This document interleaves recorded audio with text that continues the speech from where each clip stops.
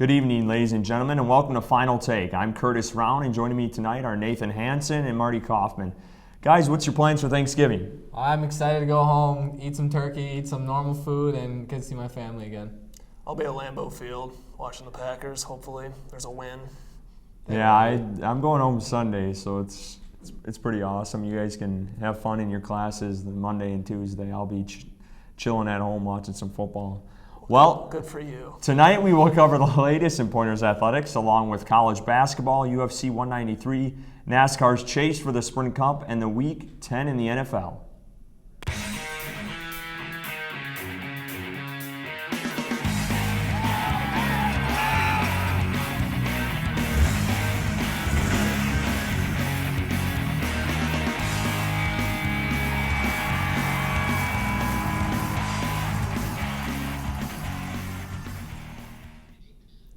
We begin tonight with Pointer football. The Pointers ended the season with a dominating 44-0 win over River Falls to finish the year 5-5 overall and a 3-4 WIAC conference record. As the Pointers finished fourth in their conference for the second consecutive season, Kyle Larson threw for 269 yards with 4 touchdowns and also added a rushing touchdown. DeJuan Wright had 111 of those 270 rushing yards for the Pointers, while Matt Sosinski had 120 yards with 3 touchdowns receiving. The game marked the last collegiate game for the 14-Pointer seniors, who ended their career 19-21. Sosinski is now 6th on the all-time receiving yards list with 2,761 yards. Defensive end Aaron Carlin, 11 sacks this year, tied the single-season program record, and kicker Jesse Verveldi held the record for the most extra points made, field goals made, and points. Nate, we'll start with you. How would you sum up this Pointer season this year?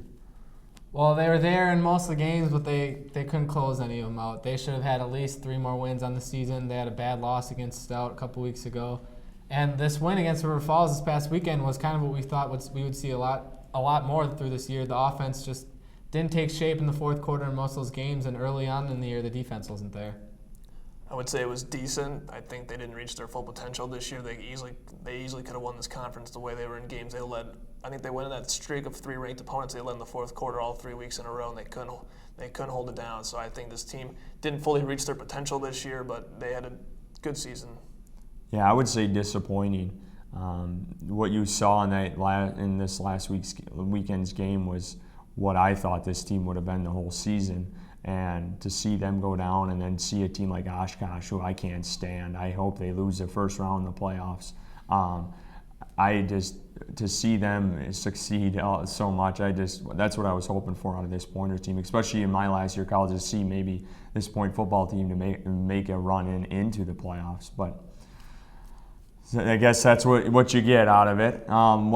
What are some things you guys are looking forward to next year with this team? We'll start with you, Nate. Well, I think the offense should be explosive again. I mean, Kyle Larson's coming back for his senior year. He's had great success early on this year and last year especially. He needs to stay healthy, but I think the running back situation is still pretty set. I mean, they still have Britton Vernon. They still have Christian Almonte.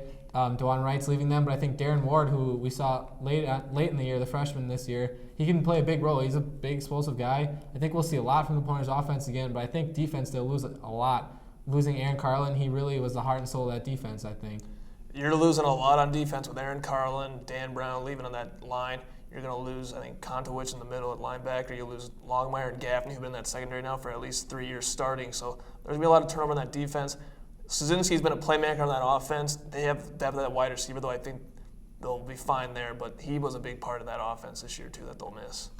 Yeah, you guys both said it. I think the defense takes a huge hit this offseason, especially with their secondary and defensive line. And Aaron Carlin, that guy was a freak on the line. Dan Brown was a good addition aside of him. And then you got the guys in the secondary, and that's going to kill them, I think. Wide receivers, I don't know if anyone can pick up the slack of Matt Sosinski. That guy was special. We did some stuff on him, and he's got speed. And I don't know if anyone can match that on that team. And that's kind of where I stand with it all. Well, any other thoughts from you guys? Yeah, like you talked about Matt Sosinski, that's the guy that they always look to when they needed something in offense, whether it's for a third down or for a big long play. or even just a short screen, they look to Matt Szynski, and that's really going to hurt. And like we talked about the defense, like defensively losing all like 5 of those guys, 5 starters, and this year they suffered from losing starters from last year. So I think they're going to suffer even more next year, and the defense is going to look even worse than it did this year. I kind of maybe will have to agree with that a little bit. Jarnell's very defensive minded, so he's going to be working on that up until opening game next year. But they lose a lot of playmakers on defense. Well, let's move on to the ice now. The second-ranked Pointers men's hockey team moved to 6-0 on the young season with victories over Concordia, Moorhead, and St. John's over the weekend. The Pointers defeated the Cobbers 5-0 and the Johnnies 3-2. The Pointers also received some first-place votes in the latest polls. Nate, how important is it to win these tough road games coming up here? They got St. Norbert this weekend. Yeah, road games are always tough to win, no matter what sport, no matter what situation. Especially early on in the year, road games are tough to kind of get over that hump and get ready. But I think they've got first place votes, so they should be winning all these games no matter what. I don't think there's no excuses for this team. It's a big confidence boost right now. You lose about 7 or 8 seniors from last year. A little bit of question marks. These guys are proving some people wrong right now, but they're winning games in different ways, which is good to see. Yeah, the Pointers return home when they host Marion on Friday for the Teddy Bear toss, and then they host St. Norbert on Saturday night. 2 tough games. Marion beat St. Norbert earlier this year, too, and St. Norbert's always a contender. Well, the Pointers women's hockey team earned a split with River Falls over the weekend, winning 2-1 on Friday before losing 5-1 on Saturday. The game on Friday was tied 1-1 before Shauna Bollinger scored the game-winning goal at the 4:40 mark of the third period. What does the split mean for the Pointers since River Falls is their top competition for this conference title, Nate? Well, River Falls has kind of had the Pointers' number the last couple of years. They've ended their season last year and then ended it in the conference tournament the year before. So the one team came off of 5-4 wins the week before, so they're kind of on a little emotional high, and I think that really carried them over into the first game against River Falls, and they kind of took it to River Falls a little unexpectedly. I thought they were going to lose that one and then come back on Saturday, but that turned around. They won on Friday and then kind of let it down on Saturday a little bit. But I think even just taking one from River Falls is huge. Well, they split, so I think it's being pretty much back and forth all year, pretty much down to the end of the regular season. So it's going to be back and forth, I think, between these 2 teams for that conference title. Well, the Pointers remain at home against this weekend when they host Superior Friday and Saturday. Now on to the men's basketball 9th-ranked Pointers team. They got their season underway with a win at Superior on Saturday. Stephen Pelkoffer led the way for the Pointers with 20 points, 10 rebounds, and 5 assists. Sean McGann chipped in 18 points, and Ethan Bublitz added 10 in his Pointers debut. The Pointers have a lot of newcomers this season. Do they have the ability as the repeating defending champs, Nate? I mean, we questioned it last year, and that was an experienced team last year. They lost 4 starters this upcoming year, and Pelkoffer didn't play much last year. He was hurt a lot, so I think Pelkoffer's going to have some wild stats in a couple of games, and Sean McGann's going to add in his points here and there, about 15 a game probably, but he's not a real big scorer, so I think they really need a third guy on this team. I mean, last year they didn't have a proven guy that they could go to, but they had multiple guys that they could go to. With this team this year, they really don't have anyone besides Pelkoffer and McGann. I mean, you saw Bublitz had 10 points. 10 points is 10 points, but they're going to need a little more out of a couple more guys. I mean, those 3 are the only ones in double figures. I think if that team last year can do it, this year's team can do it too, because at this point in the year last year, they were relying on their 4 seniors. They should be relying on 2. During this time period, Semling and those guys, they're going to try and get these other guys ready for that playoff run, or at least later in the year. They're going to rotate this lineup pretty fluidly. So you're going to see a lot of different players on the court, just so they can try and figure out what is their best 7 or 8 guys to go on the court, game in and game out. They were doing that last year. They had to rotate a lot of guys, and they're going to make some guys step up this year, which they did last year, which helped them in the end. Yeah, and I think they got the perfect coach for it. He knows how to coach them up, and I disagree with you. You go ahead and say that they didn't have one definitive guy last year, and I thought that was Austin Riff. I mean, there was other guys in there that shining moments, but he was pretty much their go-to guy down the stretch there. There's going to be some growing pains, I think, this year, but I think they're going to overcome them and at least compete for the conference title and maybe another repeat. I think if the third guy doesn't step up big, I don't think they'll win this conference. They need more than a third guy, though, to step up. They're not going to rely on 3 guys. They relied on more. They were pretty much a team that relied on 6 guys last year. If they can get 6 again, they have a chance. They're only at 2 right now, so we'll see. Well, the Pointers return to action when they host St. Olaf on Wednesday, and then Hope on Saturday. We'll have the call for that one. The Pointers women's basketball team also got their season started by defeating Finlandia 94-45. Autumn Hennis made her return to the lineup, scoring 22 points, while Sarah Gamio added 15 and Lauren Anklum chipped in 11.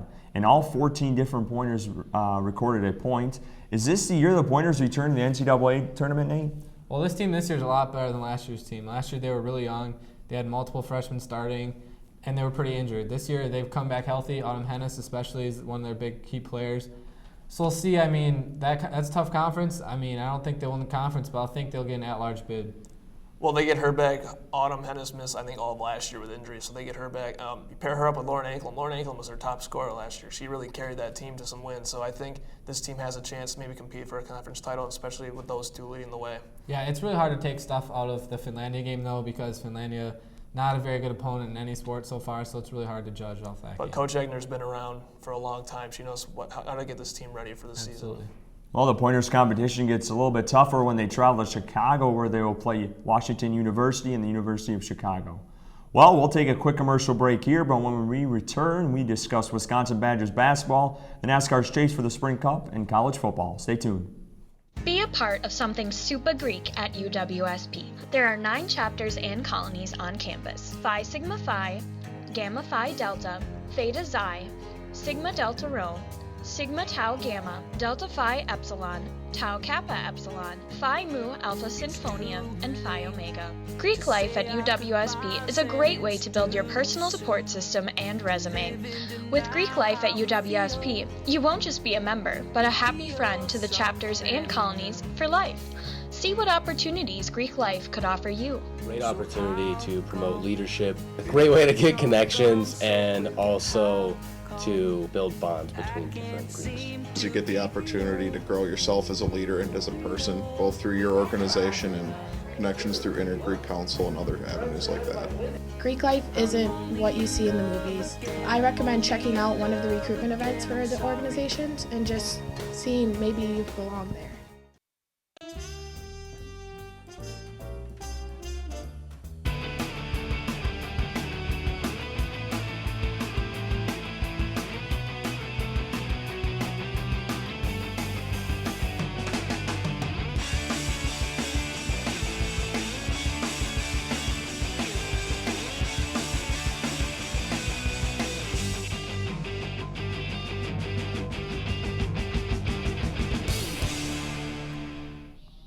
Welcome back. The Wisconsin Badgers basketball team was upset 69-67 on Friday night by Western Illinois, but bounced back nicely on Sunday by defeating Siena 92-65.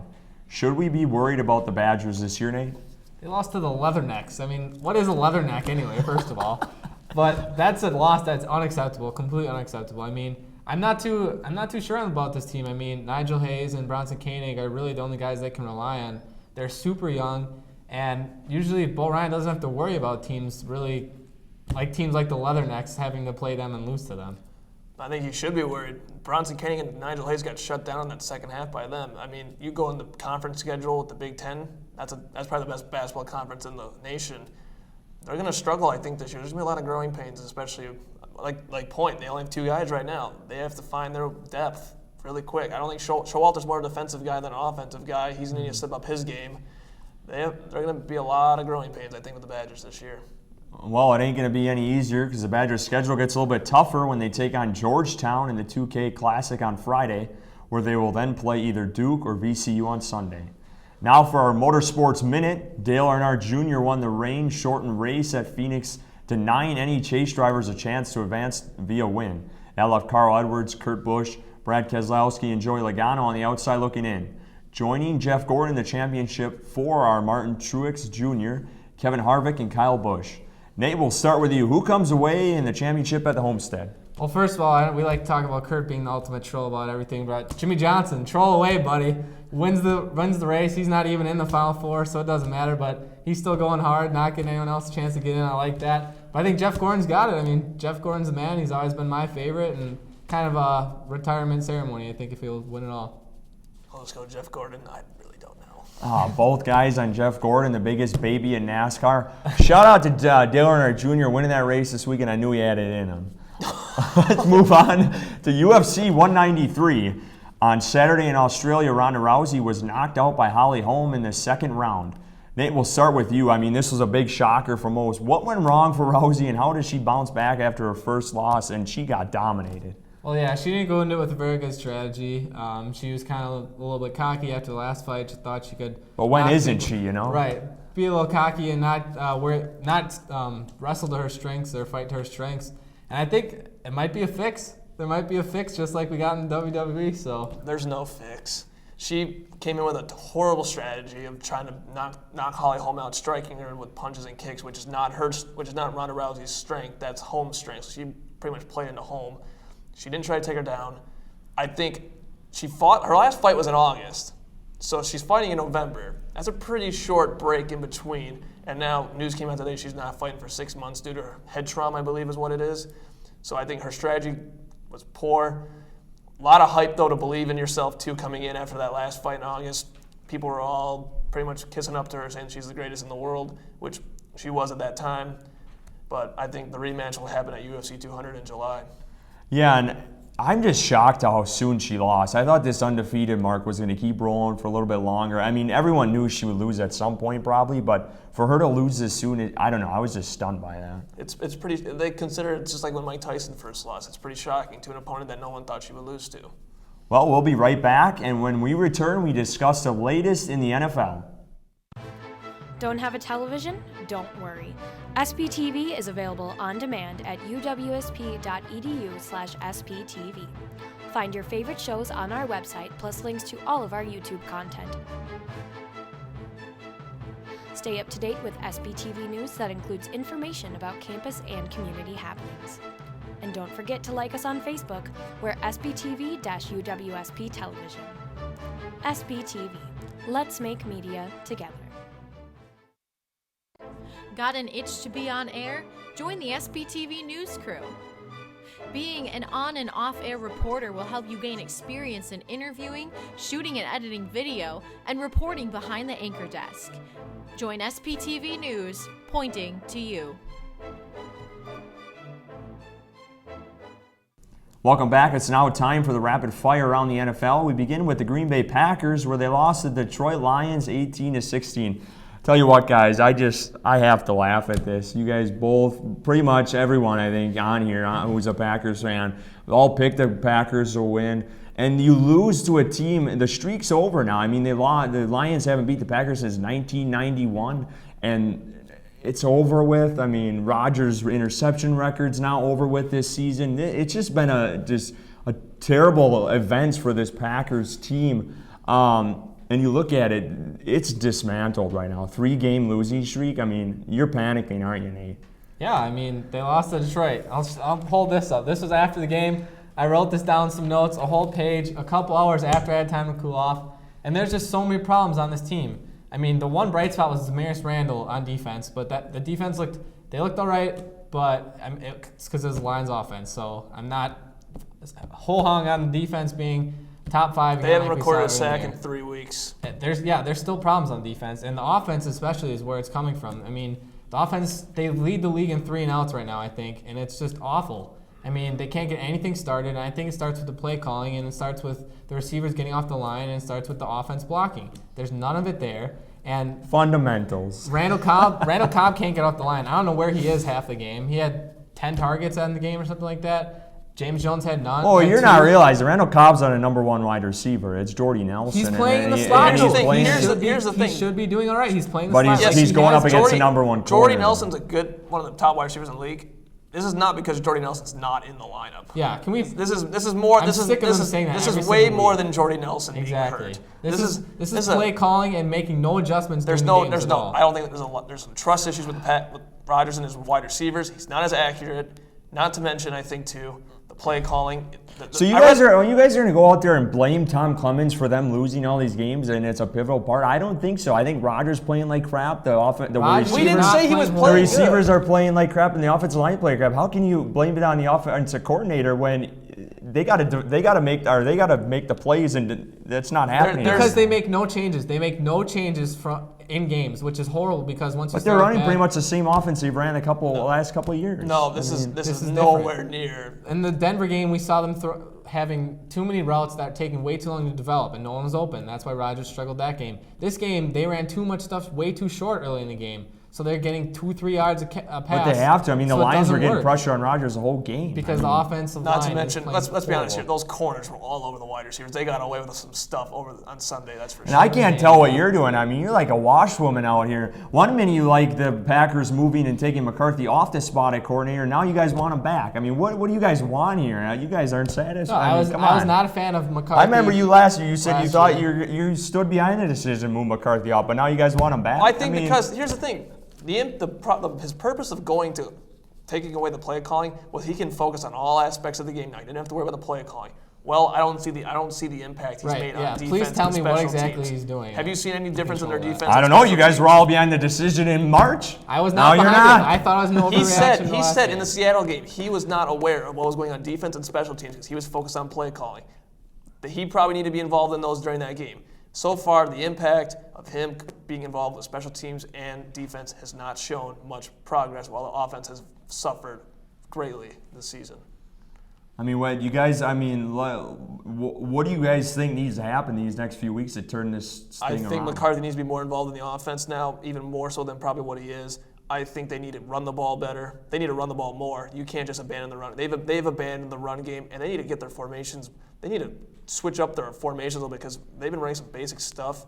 There's an article linked on SI this week or last week. They said that they're running the most basic formations, which is easy for the receivers to get covered on. Like, it's easy for the defense to just load it up and stop it. Yeah, I think there's more to that just than the technical side. I think this team needs somebody that will stand up, get in people's faces, hold people accountable. Josh Sitton last night said teams view their offense as too predictable. Like, right, they know what they're doing. I don't like Aaron Rodgers just sitting on the bench and just kind of waiting for him to go back out there. I think he needs to talk to offense linemen, talk to his receivers on the sidelines, kind of get them going. We see Tom Brady week in and week out get fired up after a pass play, get fired up when the defense isn't performing. And I think Rodgers isn't that kind of guy. It's not his personality. That's whatever, but I think he needs to step up. Somebody needs to take a little leadership role because they're just kind of sitting there on the sidelines waiting to go back out there and do the same thing over and over. And the defense needs to get to the quarterback. That's one of the reasons why they succeeded earlier in the year. They have not gotten to the quarterback in 3 weeks. You can almost include San Diego as well because Phillip Rivers was standing up all day. Well, what's going on with Clay? I thought this guy was the next He's playing defensive middle. player. No, he's playing in the middle. I don't He's not like really him pass rushing when he as much. can't pass rush when he's in the middle. I don't like that he's in But the middle. you know It's what? we have Who are to you going do. to put in the middle, though? Exactly. It's what they have to do. The rush is just they have not to do getting it. there. Their rush was fine earlier in the year. It's just not getting there right now, but they got to fix that. I love the panic. All right, let's move on. The Bears dominated the Rams 37-13. Well, the Bears are looking better. I mean, I think John Fox has really helped out Jay Cutler. I mean, the Rams' defense was awful last game, and Nick Foles is getting benched now, so we'll see Case Keenum out there. Thanksgiving night does not look like a gimme game anymore for the Packers. I'm confused about the Nick Foles move. I mean, you trade for the guy, and now he's benched halfway through the season. The coach, I can't think of his name right now. Fisher, he goes out and says that he's maybe tired, he needs a week off. I've never heard, I mean, I don't know. I just don't understand that at all. You don't trade for a guy and then you bench him halfway through the Jeff season. Fisher is a coach that I don't understand how he's got this aura around like he's a great coach. This guy went to one Super Bowl. He's been a 500 coach pretty much the rest of his career. Their offense line is really bad. Nick Foles is taking a lot of hits. I mean, you guys got to be a little worried. The Bears, I mean. I just said it. Thanksgiving. I just said Thanksgiving's not a gimme game make it anymore. interesting. Well, the Bills beat the Jets 22-17. Sucks if you're colorblind watching that game. I mean, the the colors were off the charts. It's a revolving door for that AFC wildcard spots. It's going to continue like that, I think, for the rest of the year. What do you guys think of Rex Ryan? I mean, he goes in his old team and he just comes out firing and wins that one. I've never seen him more happy in my life. Yeah, Seriously. Good for him. Good for him. That's Rex Ryan. I honestly think the Bills, they're in some trouble here. I think they need to, the Jets, the Jets. They need to step it up because right now the Bills, I believe they have the last playoff spot right now, and I know it's early to tell, but. Well, when your quarterback's Ryan Fitzpatrick, you're going to be perennially about 500. So. Well, the Panthers defeated the Titans 27-10. Yeah, Cam. Decent game. Once again, shows his immaturity, dancing in the end zone. I'm all right with the dance, but when somebody comes up to you, confronts it, you don't keep doing it in their face. That's just disrespectful. You're in the National Football League. Get your head. Let's worry about the gameplay. What did you guys think of that game? I didn't watch. No, Mariota didn't play well. I was busy. Panthers defense was a lot better in the second half. They finally finished the game. The first half was not great. It was kind of close, but they finished it off. The score doesn't surprise me the way the Panthers play this year. Defense shuts them down. Offense will score 20-something points in an ugly way. But Cam Newton, the touchdown dance, it was fine. It went a little too long, and then he just kept doing it, which makes him look, I think, even worse for kept doing it in front of him. You're going to like it. Of course, it's your team, your quarterback. Anyone who is a Panthers fan likes it. He's really rubbing people the wrong way, I think, right now, like the way he did at Auburn. I bring a prop every week, gentlemen. Go Panthers! They dominated in this game. They beat a bad team. It's going to be a trap game this week. Story of this season, they beat a bad team. It's going to be a trap game this week. But I tell you what, this team is for real. I don't care what anyone says, any analyst says. This team is for real this year, and I love it. They go in, beat the Packers, shut both of you up, shut Ben up over here, shut up every Packers fan. I am loving it. And when Cam Newton does one little thing, everyone blows up. It just blows my mind, the double standards in this league. Think of the Aaron Rodgers, he throws his tablet. You know what? If Cam Newton would have done that, that would have been a storyline in the NFL on ESPN for another month. No, This is a joke in the NFL with these double standards. Cam Newton can do a dance. Who cares? Peppers was taunting Cam after taking the ball one time. No one made a big deal about that. They made a big deal about that. Cam Newton does something like that, and everyone just blows up. It's just ridiculous. Do you see the double standards in this league, and especially both you? You guys love to keep them going. What players do you see tear down? When we keep winning, I don't really care. We're 10-0. Look at your team. Look at the antics. I love it. Let's move on. The done. Dolphins knocked off the Eagles 20-19. Awful. It was just an ugly game. Sam Bradford got hurt, which I thought would happen way earlier in the year, but it finally happened. The franchise is up. Cam Newton's antics this past 2 weeks have shown Quit your crying. You're still butt sore about that game. Panthers will not make it to the Super Bowl this year because the NFC is going to beat each other up in the playoffs. And the Packers and the Panthers weren't going to beat the Packers this year. You're right. Yeah. Keep it rolling. Yeah. All right. Well, the Vikings defeated the Raiders 30-14. Now let's talk about this NFC North team. Yeah, that was a big statement game. I thought the Raiders have come in. They came into the past couple games strong, looking good. Derek Carr looking great from the quarterback position, and Minnesota's defense is good, and they kind of shut down Oakland, and Oakland's defense their cornerbacks are not great, and Minnesota took advantage a little bit, and Adrian Peterson ran all over them. Well, bringing back that old buy or sell. I mean, I'm buying Adrian Peterson running game, and I'm buying the Vikings defense.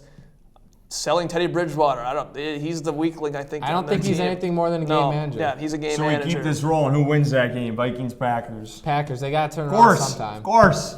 What do you got?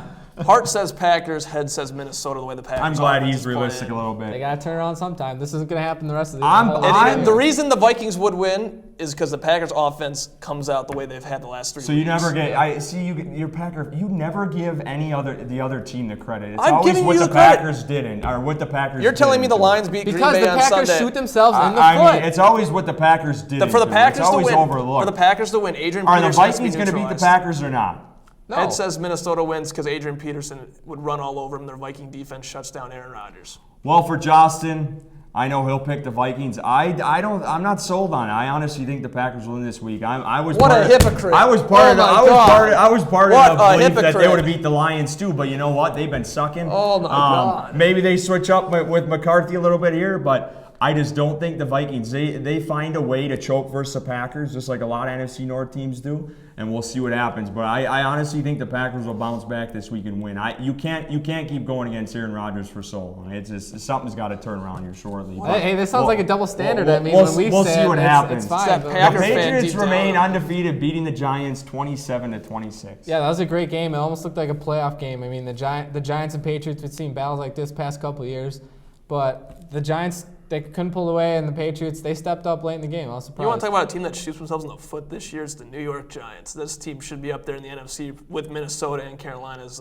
probably 7-2 right now. I think they still won that division, though. They probably do because they've not really suffered injuries. And correct call, Odell Beckham did not catch. That's not a catch. No. That process was not completed. Yeah, the Giants, man, I would have loved to see them. So Carolina would be the lone undefeated team in the NFL and finally get some praise for a couple of weeks by themselves, but that's not going to happen anytime soon. The Patriots, who knows? They could go undefeated. Patriots beat Carolina in the Super Bowl if they meet. Bring it on. There's a repeat. There's vengeance there from 2003. There's some vengeance with Luke Kuechly with the push-off in that one game a couple years back. But if those two teams met, Tom Brady, I think. Of course you would. Of course you would. Of course you would. Just because I'm a Panthers fan. Yep. That's the only reason why you're saying that. He is also a Packers fan. Yeah, you're a little sore. You're a little sore still about that loss. It's all right. Well, that's all the time we have for tonight. We thank everyone for tuning in with us. I'd like to thank Nate and Marty, the homers of Wisconsin, for tuning in with their insightful opinions on the debate desk. And thanks to our technical staff for all their hard work to make this possible. Be sure to check us out on Facebook at SBTV UWSP Television or follow us on Twitter at SBTV UWSP. Also visit the UWSP homepage to locate all your Pointers athletic information. And just remember, fellow Pointers, here at Final Take, go Panthers, anything Pointers, anything sports.